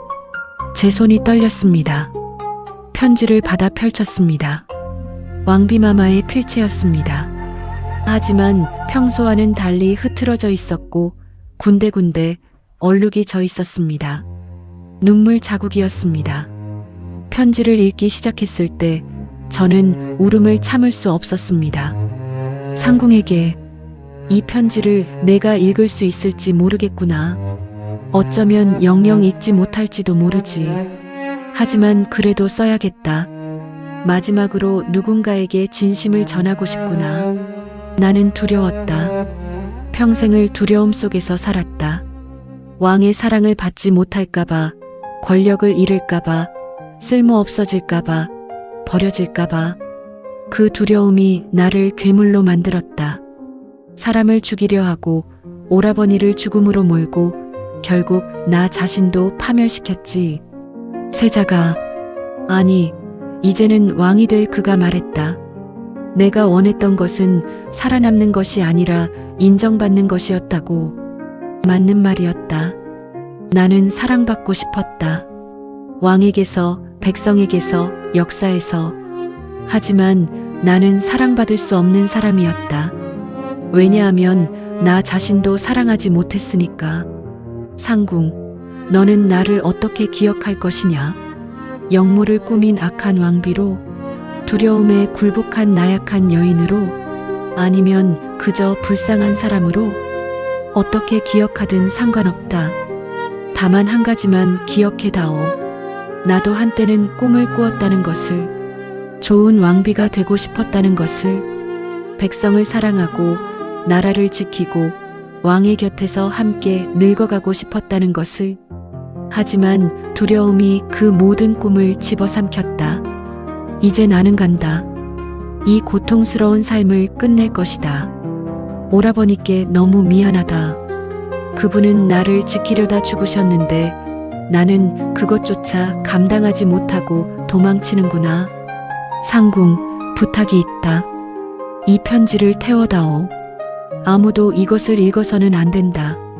내 마지막 나약함까지 세상에 알려질 필요는 없으니까. 그리고 제발 살아다오. 나처럼 두려움의 노예가 되지 말고, 나처럼 사랑하는 법을 잊지 말고. 내가 나를 용서할 수 없어도 괜찮다. 나도 나 자신을 용서할 수 없으니까. 다만 이것만은 알아다오. 너만큼은 진심으로 아꼈다는 것을. 내가 곁에 있어서 내 마지막이 조금은 덜 외롭다는 것을. 고맙다, 상궁. 그리고 미안하다. 편지가 끝났습니다.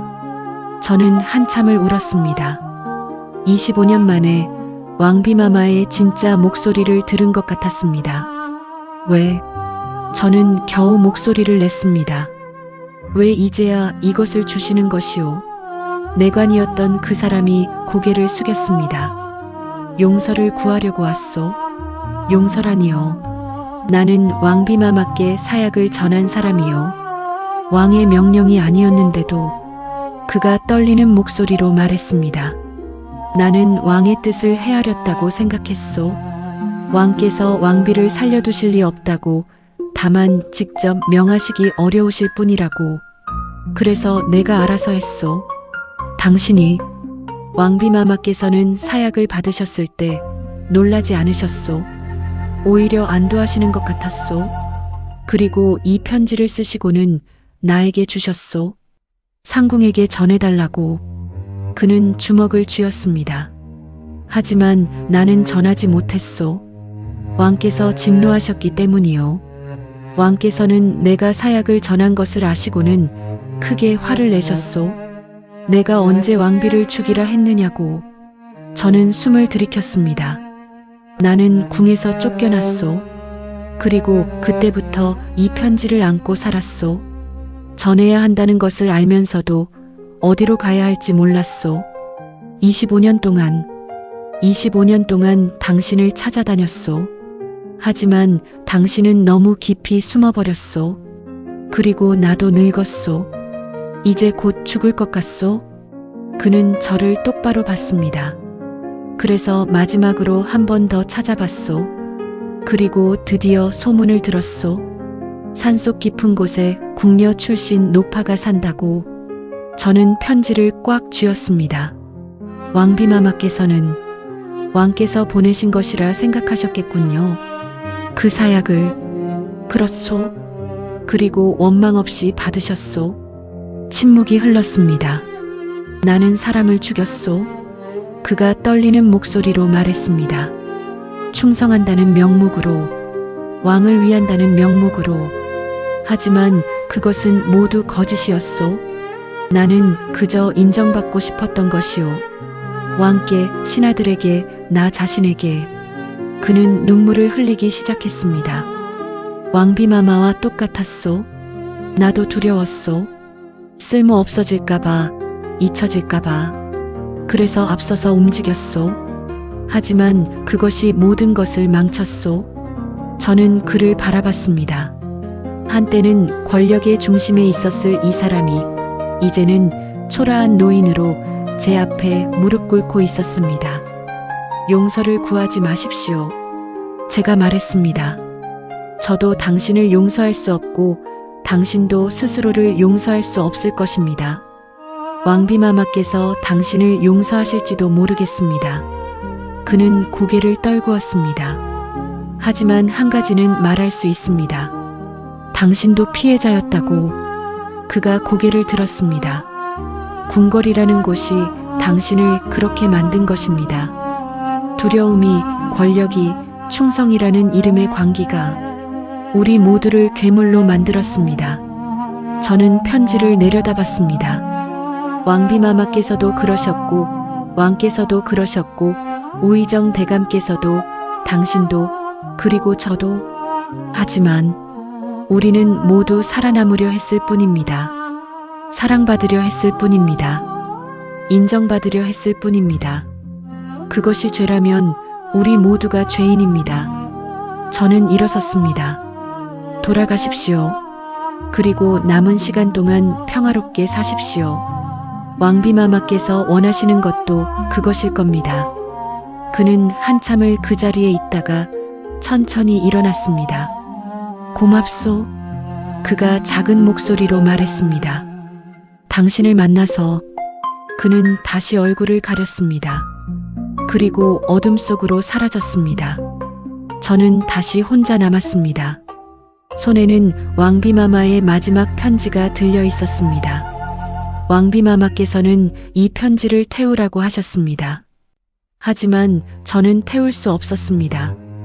이것이 왕비마마의 진짜 목소리였기 때문입니다. 영모를 꾸민 악한 왕비도 두려움에 떨던 나약한 여인도 아닌 한 사람으로서의 진심이었기 때문입니다. 저는 편지를 조심스럽게 접었습니다. 그리고 가슴에 품었습니다. 이것만큼은 지키겠다고. 세상이 왕비마마를 어떻게 기억하든 저 하나만큼은 이 편지를 기억하겠다고 그날 밤부터 저는 다시 기록하기 시작했습니다. 하지만 이번에는 달랐습니다. 사실만을 기록하는 것이 아니라 사람을 기록했습니다. 왕비마마가 어떤 사람이었는지, 무엇을 두려워했고, 무엇을 원했고, 어떻게 무너져갔는지, 우의정 대감이 어떤 사람이었는지, 누이를 지키려다 어떻게 희생되셨는지, 왕께서 어떤 사람이었는지, 왕비를 미워하면서도 동시에 그의 마지막 존엄을 지키려 하셨는지, 그리고 그 내관이 어떤 사람이었는지, 충성이라는 이름으로 어떻게 살인자가 되었는지, 모두 완벽하지 않은 사람들이었습니다. 모두 실수했고 모두 후회했습니다. 하지만 그것이 인간이었습니다. 역사책에 기록된 영웅도 악인도 아닌 그저 살아가려 발버둥 친 사람들. 그리고 저는 그들을 기억하기로 했습니다. 비록 세상은 그들을 단순한 이름과 날짜로만 기억하더라도 저 하나만큼은 그들의 진짜 모습을 기억하겠다고. 5년이 더 흘렀습니다. 제 몸은 점점 약해졌습니다. 이제 더 이상 바느질도 하기 어려워졌고 걷는 것조차 힘들었습니다. 그리고 어느 날 아침 저는 알았습니다. 제 시간도 얼마 남지 않았다는 것을. 저는 지난 30년 동안 적어온 기록들을 꺼냈습니다. 수백 장의 종이에 빼곡히 적힌 글들. 이것을 어떻게 해야 할까요? 태워야 할까요? 왕께서 말씀하신 대로, 왕비마마께서 원하신 대로, 아니면 남겨야 할까요? 언젠가 누군가 발견하기를, 언젠가 누군가 진실을 알아주기를 바라며 저는 한참을 고민했습니다. 그리고 결정했습니다. 저는 기록들을 상자에 담았습니다. 그리고 그 위에 편지 한 통을 올려놓았습니다. 이것을 발견한 이에게 이 안에는 30년 전의 진실이 담겨 있습니다. 하지만 이것을 읽기 전에 스스로에게 물어보십시오. 당신은 정말로 진실을 알고 싶습니까? 진실은 때로 사람을 행복하게 만들지 않습니다. 오히려 고통스럽게 만들 수도 있습니다. 진실은 때로 세상을 바꾸지 못합니다. 오히려 혼란만 가져올 수도 있습니다. 그래도 알고 싶다면 이 상자를 여십시오. 그리고 기억하십시오. 이 안에 적힌 사람들은 영웅도 악인도 아니었습니다. 그저 두려워하고 사랑하고 실수하고 후회했던 사람들이었습니다. 당신과 똑같은 사람들이었습니다. 만약 이것을 읽고 나서 그들을 조금이라도 이해할 수 있다면 그것으로 충분합니다. 만약 이것을 읽고 나서 똑같은 실수를 반복하지 않겠다고 다짐할 수 있다면 더할 나위 없습니다. 하지만 만약 이것을 읽고 나서 그저 혼란스럽기만 하다면 다시 묻어두십시오.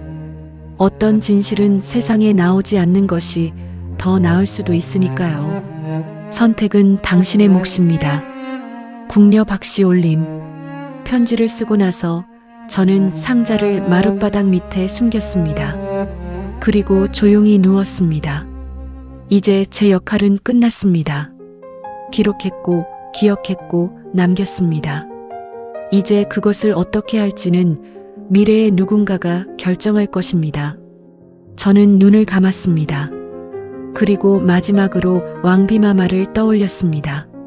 처음 배웠던 그날에 아직 젊고 아름다웠던 그분을. 마마. 저는 작은 목소리로 중얼거렸습니다. 소인이 곧 그쪽으로 가겠습니다. 그때는 제발 편히 쉬고 계시기를 바랍니다. 하지만 저는 그날 죽지 않았습니다. 눈을 떴을 때 낯선 천장이 보였습니다. 부드러운 이불이 몸을 감싸고 있었고 어디선가 약다리는 냄새가 났습니다. 정신이 드셨습니까? 낯선 목소리였습니다. 고개를 돌리니 한 젊은 여인이 앉아 있었습니다. 단정한 옷차림에 차분한 눈빛을 가진 사람이었습니다. 여기가 어디요? 저희 집입니다. 할머니께서 쓰러져 계신 것을 저희 아버지께서 발견하셨습니다. 여인이 물 한 사발을 건넸습니다. 저는 떨리는 손으로 받아 마셨습니다. 산 중턱을 지나시다가 오두막 앞에 쓰러져 계신 걸 보셨답니다. 그래서 모셔왔습니다. 고맙소. 하지만 저는 지금은 쉬십시오. 몸이 많이 약하십니다. 여인은 일어서서 나가려다가 문 앞에서 멈춰 섰습니다. 참 할머니께서 꼭 쥐고 계셨던 것이 있어서 가져왔습니다. 그녀가 건넨 것은 왕비마마의 마지막 편지였습니다. 저는 황급히 받아 품에 안았습니다. 소중한 것이신 것 같아서요. 여인이 부드럽게 웃으며 말했습니다. 며칠이 지나고 저는 조금씩 기력을 회복했습니다. 그 집안은 대대로 이 마을에서 약방을 하는 집이었고 여인은 그 집의 외동딸이었습니다. 저는 이화라고 합니다. 여인이 소개했습니다. 할머니의 성함은 무엇이십니까? 박씨요.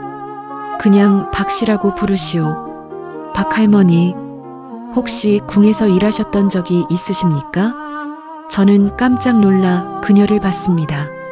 어떻게 말씀하시는 것을 들어보니 평범한 분이 아니신 것 같았습니다. 그리고 이화가 잠시 망설이다가 말했습니다.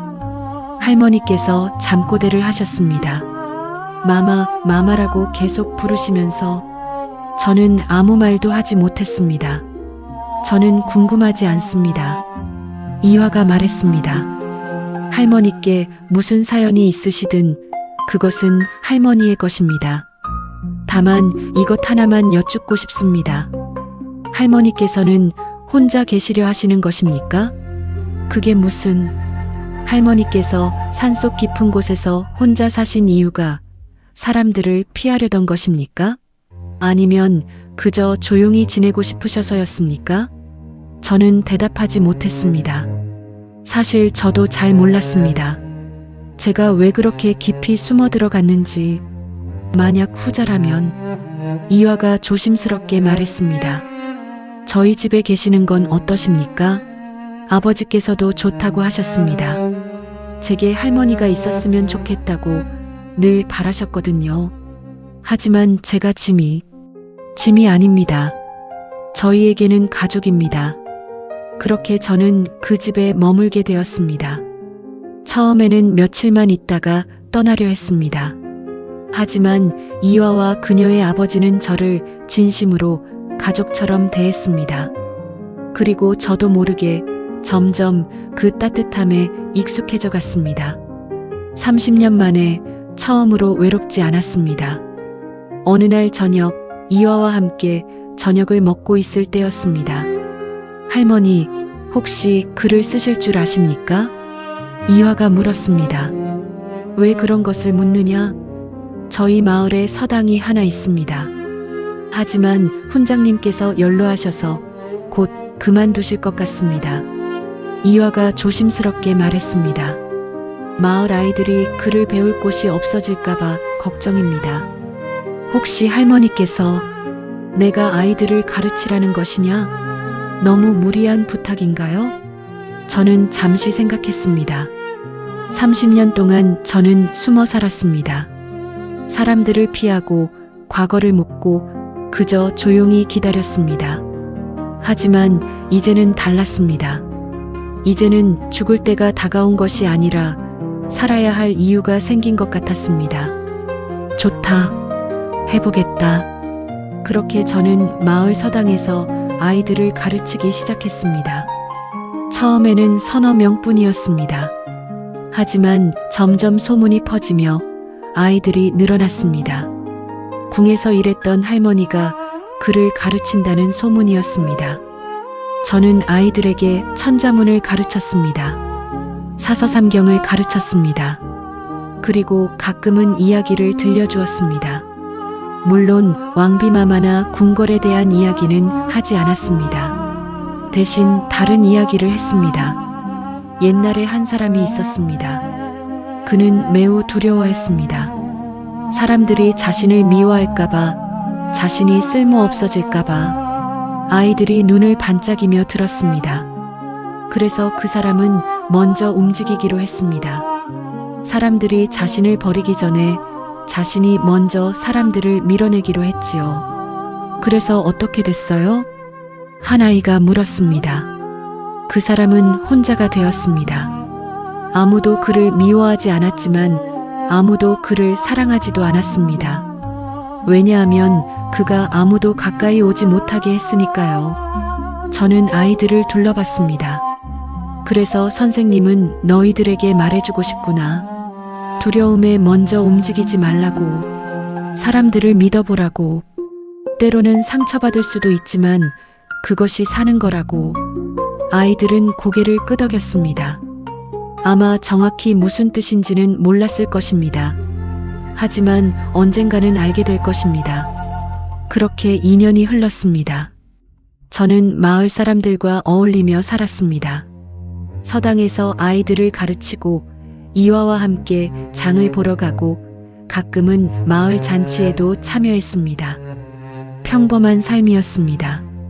궁궐의 화려함도 권력의 긴장감도 없는 그저 평범한 노파의 살. 하지만 행복했습니다. 그런데 어느 날이었습니다. 한 사신 일행이 마을을 지나갔습니다. 한양에서 온 관리들이었습니다. 저는 그들을 멀리서 봤습니다. 그리고 그 중 한 사람을 알아봤습니다. 15년 전 저를 신문했던 바로 그 신하였습니다. 이제는 더 높은 벼슬에 올라 있는 것 같았습니다. 그도 저를 봤습니다. 그리고 잠시 멈칫했습니다. 우리는 서로를 바라봤습니다. 한참 동안. 그리고 그는 고개를 끄덕이며 지나갔습니다. 마치 아무것도 본 적이 없다는 듯이 저도 고개를 숙였습니다. 과거는 과거였습니다. 이제는 놓아줄 때가 된 것입니다. 그날 밤 저는 오두막에 묻어두었던 상자를 떠올렸습니다. 30년 전의 기록들이 담긴 그 상자. 언젠가 누군가 발견하기를 바라며 남겨둔 것. 하지만 이제는 생각이 바뀌었습니다. 다음 날 저는 이화에게 부탁했습니다. 저와 함께 한 곳에 가주겠느냐? 어디로요? 제가 전에 살던 곳이다. 우리는 산속 깊은 곳으로 들어갔습니다. 오두막은 여전히 그대로 있었습니다. 무너지고 낡았지만 아직 형체는 남아 있었습니다. 저는 마룻바닥을 드러냈습니다. 그리고 상자를 꺼냈습니다. 이것은 제 과거입니다. 저는 상자를 열었습니다. 수백 장의 종이가 그대로 보존되어 있었습니다. 이화가 한 장을 집어들었습니다.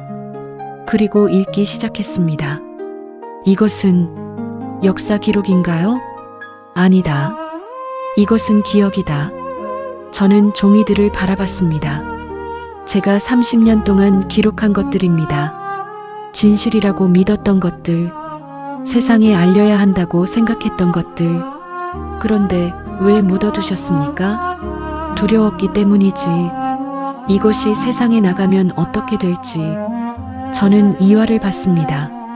하지만 이제는 알았다. 진실이란 것이 항상 옳은 것은 아니라는 것을. 때로는 묻어두는 것이 더 나은 진실도 있다는 것을. 그렇다면 이것을 태우려고 한다. 이화가 놀란 표정을 지었습니다. 하지만 이것은 할머니께서 평생을 바쳐 기록하신 것 아닙니까? 그렇다. 하지만 이제는 놓아줄 때가 됐다. 저는 천천히 종이들을 꺼내기 시작했습니다. 이 기록들은 이미 끝난 사람들의 이야기다. 그들은 이미 죽었고 역사는 이미 기록되었다. 내가 이것을 세상에 내놓는다 해도 아무것도 바뀌지 않을 것이다. 저는 오두막 밖으로 나갔습니다. 그리고 작은 모닥불을 피웠습니다. 하지만 할머니, 이화가 말하려 했지만 저는 고개를 저었습니다. 아이들을 가르치면서 깨달았다. 과거를 기록하는 것보다 중요한 것은 미래를 가르치는 것이라는 걸. 저는 첫 번째 종이를 불에 던졌습니다. 역사책에 뭐라고 쓰여 있든 왕비마마를 어떻게 기억하든 그것은 이제 중요하지 않다. 중요한 것은 지금 살아있는 사람들이 똑같은 실수를 반복하지 않는 것이다. 두 번째, 세 번째 종이가 불길 속으로 사라졌습니다. 그리고 그것은 진실을 밝히는 것이 아니라 교훈을 전하는 것이다. 이화가 조용히 제 옆에 앉았습니다. 할머니께서는 아이들에게 두려움에 대한 이야기를 자주 하시잖아요. 그렇다. 그것이 이 기록과 관련이 있습니까? 저는 고개를 끄덕였습니다. 이 안에 적힌 사람들은 모두 두려워했다. 그리고 그 두려움이 비극을 만들었지. 하지만 그들의 이름을 밝히지 않아도 그 교훈은 전할 수 있다. 저는 계속해서 종이들을 불에 던졌습니다. 왕비가 누구였는지, 왕이 누구였는지는 중요하지 않다. 중요한 것은 두려움이 사람을 어떻게 만드는지, 권력이 사람을 어떻게 망가뜨리는지, 그리고 사랑의 부재가 얼마나 큰 비극을 만드는지다. 마지막 종이가 불타올랐습니다. 그리고 저는 왕비마마의 편지를 꺼냈습니다. 30년 동안 품에 간직했던 그분의 마지막 목소리. 이것도 태우시렵니까? 이화가 물었습니다. 저는 편지를 오랫동안 바라봤습니다. 나처럼 두려움의 노예가 되지 말고, 나처럼 사랑하는 법을 잊지 말고. 왕비마마의 마지막 당부였습니다. 아니다. 저는 편지를 접었습니다. 이것만은 남기겠다.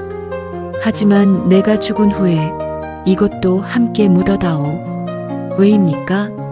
이것은 한 사람의 마지막 고백이다.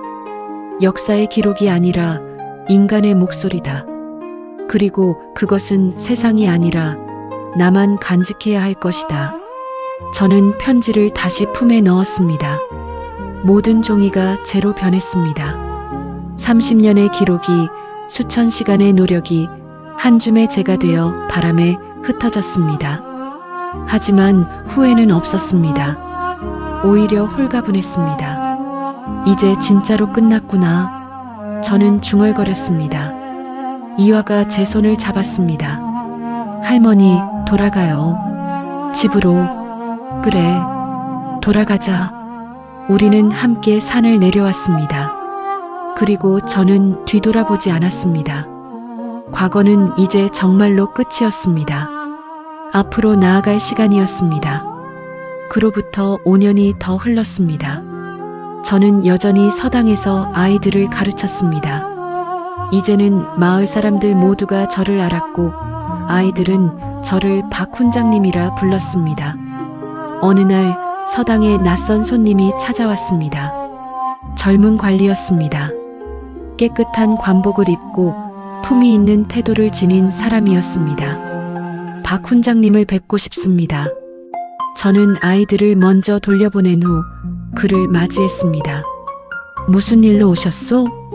제 소개를 먼저 드리겠습니다. 저는 홍문관에서 역사를 편찬하는 일을 맡고 있습니다. 제 심장이 빠르게 뛰었습니다. 역사 편찬이라. 예. 지금 선왕의 실록을 편찬하고 있습니다. 그 과정에서 증언이 필요한 부분들이 있어 당시를 기억하시는 분들을 찾아다니고 있습니다. 그가 조심스럽게 말을 이었습니다. 그리고 훈장님께서 과거 궁에서 일하셨다는 소문을 들었습니다. 누구에게서 들으셨소? 여러 경로를 통해서입니다. 하지만 정확한 것은 아닙니다. 그래서 직접 여쭙고자 합니다. 저는 잠시 망설였습니다. 내가 궁에서 일했다 한들 그것이 40년도 더 된 일이요. 이제 기억도 희미하고 그래도 괜찮습니다. 작은 것이라도 좋습니다. 그는 품에서 종이 몇 장을 꺼냈습니다. 특히 이 시기에 대해 여쭙고 싶습니다. 선왕께서 세자로 계실 때 왕비마마께서 별궁으로 옮기신 사건입니다. 제 손이 떨렸습니다. 그것은 오래된 일이라. 기록에는 왕비마마께서 병환으로 별궁에 계시다가 스스로 목숨을 끊으셨다고 되어 있습니다. 하지만 당시 정황이 불분명합니다. 그가 저를 똑바로 봤습니다. 혹시 훈장님께서 그때 중궁전에 계셨습니까? 저는 오랫동안 침묵했습니다. 그리고 천천히 입을 열었습니다. 그렇소. 나는 왕비마마를 모시던 상궁이었소. 관리의 눈이 커졌습니다. 그렇다면 그때 정말로 무슨 일이 있었는지 아시는 것입니까? 알고 있소. 말씀해 주시겠습니까? 저는 창밖을 바라봤습니다. 아이들이 마당에서 뛰어놀고 있었습니다. 웃음소리가 들려왔습니다. 왕비마마께서는 병안으로 별궁에 계시다가 돌아가셨소. 하지만 그것이 전부요. 관리가 당혹스러운 표정을 지었습니다. 기록에 쓰인 것과 똑같은 말씀이십니다. 혹시 다른 정황은? 없소. 저는 단호하게 말했습니다. 왕비마마께서는 병안으로 별궁에 계시다가 돌아가셨소. 내가 아는 것은 그것뿐이요. 관리는 실망한 표정으로 일어섰습니다. 알겠습니다. 귀한 시간을 내주셔서 감사합니다. 그가 문을 향해 걸어가다가 멈춰 섰습니다.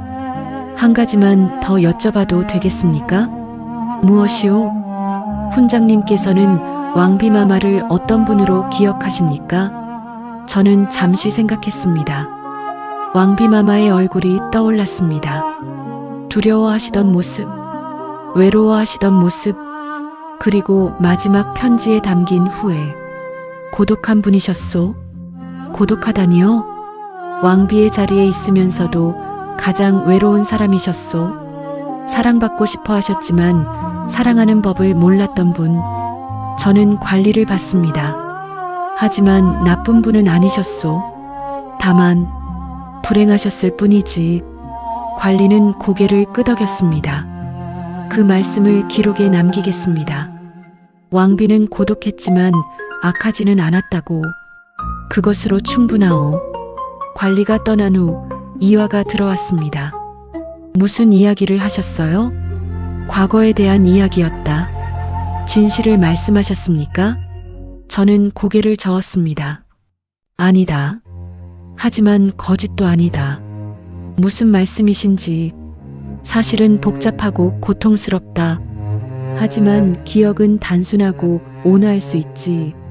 나는 기억을 말한 것이다. 저는 창밖의 아이들을 봤습니다. 역사는 사실을 기록하는 것이 아니라 의미를 전하는 것이다. 왕비마마께서 무엇을 하셨는지보다 어떤 분이셨는지가 더 중요하다. 그날 밤 저는 오랜만에 왕비마마의 편지를 꺼내봤습니다. 40년 전의 글씨, 눈물 자국이 남아있는 종이. 나처럼 두려움의 노예가 되지 말고. 저는 편지를 가슴에 안았습니다. 마마, 소희는 마마의 부탁을 지켰습니다. 진실을 묻고 교훈만을 남겼습니다. 그리고 조용히 중얼거렸습니다. 이제 편히 쉬십시오. 다음 날부터 저는 아이들에게 새로운 이야기를 들려주기 시작했습니다. 옛날에 한 왕비가 있었습니다. 아이들이 귀를 기울였습니다. 그 왕비는 매우 외로웠습니다. 높은 곳에 있었지만 아무도 그녀의 진짜 마음을 알아주지 않았습니다. 왜요? 한 아이가 물었습니다. 왕비 스스로도 자신의 마음을 보여주지 않았기 때문입니다. 두려워서요. 사람들이 자신의 약한 모습을 보면 자신을 버릴까봐. 그래서 어떻게 됐어요? 왕비는 평생을 혼자 살았습니다. 많은 사람들에게 둘러싸여 있었지만 진짜로 가까운 사람은 아무도 없었습니다. 저는 아이들을 둘러봤습니다. 그래서 선생님은 너희들에게 말해주고 싶구나. 두려워하지 말라고. 너희의 진짜 모습을 보여주라고. 그래야 진짜 친구를 만날 수 있다고. 아이들은 진지하게 고개를 끄덕였습니다. 그리고 한 아이가 물었습니다. 선생님, 그 왕비는 행복했어요? 저는 잠시 망설였습니다. 아니다. 행복하지 않았다. 하지만 저는 웃었습니다. 그 왕비의 이야기를 듣고 너희들이 다르게 살 수 있다면 그것만으로도 의미가 있는 것이란다. 계절이 바뀌고 해가 바뀌었습니다. 어느 날 이화가 결혼했습니다. 마을의 착한 청년과 저는 그 결혼식에서 이화의 친할머니 역할을 했습니다. 할머니, 행복하세요? 이화가 물었습니다. 그렇다. 매우 행복하다. 그리고 그것은 진심이었습니다. 40년 전 궁궐을 떠났을 때 저는 모든 것을 잃었다고 생각했습니다. 왕비마마를, 제 직분을, 제 정체성을. 하지만 이제는 알았습니다.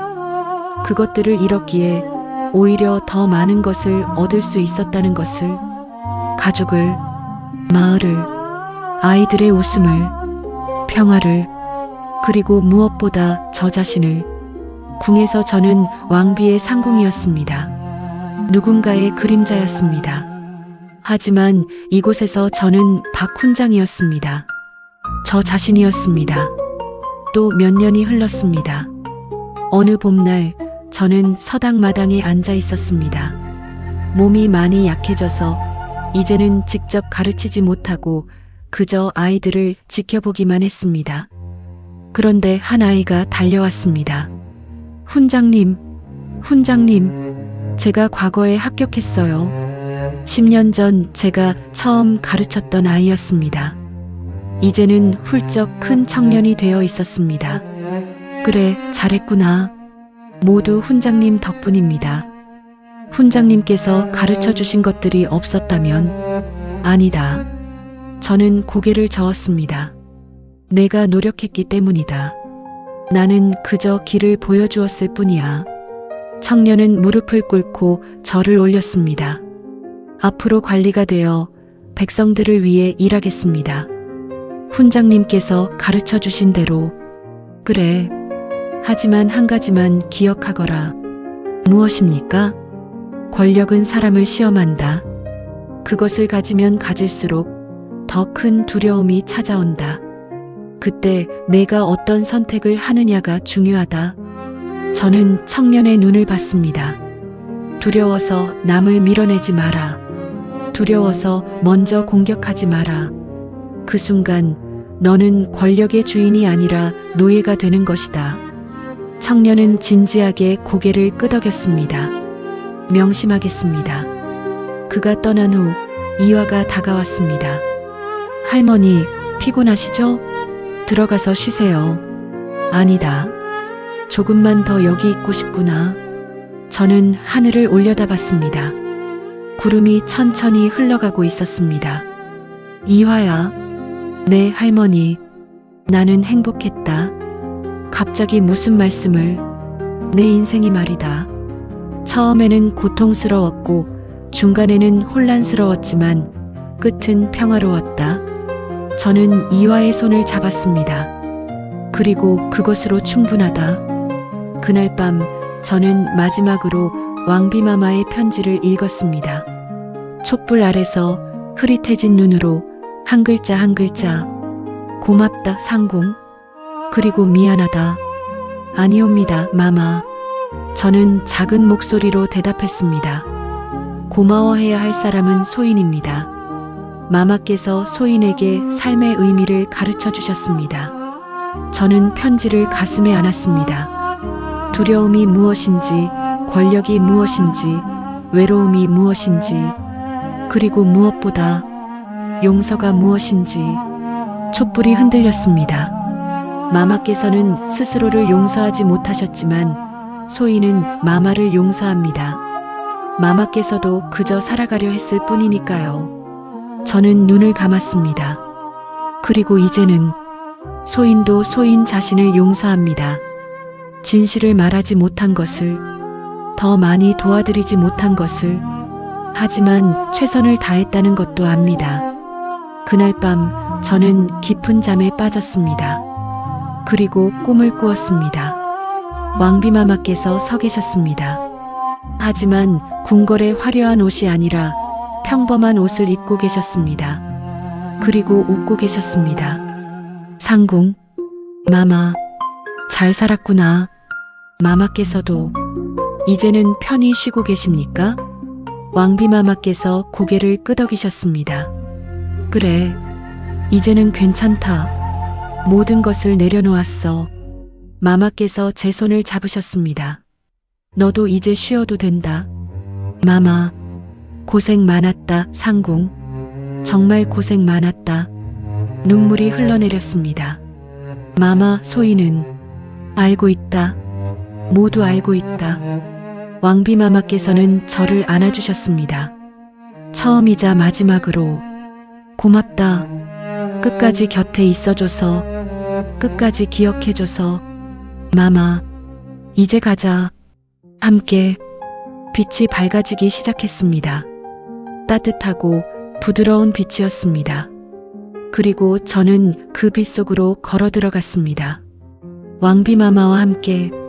다음 날 아침 이화가 저를 발견했을 때 저는 이미 차갑게 식어 있었습니다. 하지만 제 얼굴에는 미소가 머물러 있었다고 합니다. 가슴에는 왕비마마의 편지가 안겨 있었습니다. 이화는 제 유언대로 그 편지를 제 관 속에 함께 넣어 주었습니다. 그리고 저는 마을 뒷산에 묻혔습니다. 왕비마마처럼 화려한 능이 아니라 작은 무덤에. 하지만 많은 사람들이 찾아와 절을 올렸습니다. 제자들이, 마을 사람들이, 그리고 이화의 가족이. 비석에는 간단하게 적혔습니다. 박씨 훈장의 묘. 그것으로 충분했습니다. 제 이름도, 제 과거도, 제가 알았던 비밀도 모두 묻혔습니다. 하지만 제가 남긴 것은 사라지지 않았습니다. 제자들은 자라서 관리가 되었고, 학자가 되었고, 선생이 되었습니다. 그리고 그들은 다음 세대에게 가르쳤습니다. 두려움에 굴복하지 말라고, 권력에 취하지 말라고, 사람을 사랑하라고. 그것이 제가 남긴 유산이었습니다. 진실이 아니라 교훈, 사실이 아니라 의미. 그리고 그것은 역사책 어디에도 기록되지 않았지만 사람들의 마음속에 살아 있었습니다. 수십 년이 더 흘렀습니다. 어느 날 한 역사학자가 오래된 실록을 읽고 있었습니다. 선왕 시절의 기록이었습니다. 왕비는 병환으로 별궁에서 서거하였다. 왕비는 고독했지만 악하지는 않았다. 학자는 그 문장을 오래 바라봤습니다. 고독했지만 악하지는 않았다. 짧은 문장이었습니다. 하지만 그 안에는 무언가 깊은 이야기가 숨어 있는 것 같았습니다. 학자는 더 많은 기록을 찾아봤지만 그 이상은 없었습니다. 왕비가 왜 고독했는지, 무슨 일이 있었는지 정확한 기록은 남아있지 않았습니다. 아쉽군. 학자는 한숨을 쉬었습니다. 더 자세한 기록이 있었으면 좋았을 텐데. 하지만 동시에 생각했습니다. 어쩌면 이것으로 충분한 것인지도 모른다고. 역사는 모든 것을 기록할 필요가 없다고. 때로는 이렇게 짧은 문장 하나가 오히려 더 많은 것을 말해주는지도 모른다고. 고독했지만 악하지는 않았다. 학자는 다시 한번 그 문장을 읽었습니다. 그리고 다음 페이지로 넘어갔습니다. 역사는 계속되고 있었습니다. 그리고 저는 그 역사의 한 페이지에서 조용히 쉬고 있습니다. 왕비마마와 함께, 우의정 대감과 함께, 그리고 그 시대를 살았던 모든 사람들과 함께. 우리는 완벽하지 않았습니다. 우리는 실수했고, 두려워했고, 때로는 잘못된 선택을 했습니다. 하지만 우리도 사람이었습니다. 살아가려 했고, 사랑받고 싶었고, 의미를 찾으려 했던. 그리고 그것으로 충분합니다. 역사가 우리를 어떻게 기억하든 우리는 우리의 삶을 살았습니다. 고통스러웠지만 의미 있었던, 비극적이었지만 교훈을 남긴 그런 삶을. 이제 모든 것이 끝났습니다. 두려움도, 권력도, 비밀도. 남은 것은 오직 평화뿐입니다. 그리고 저는 이제 정말로 편히 쉽니다.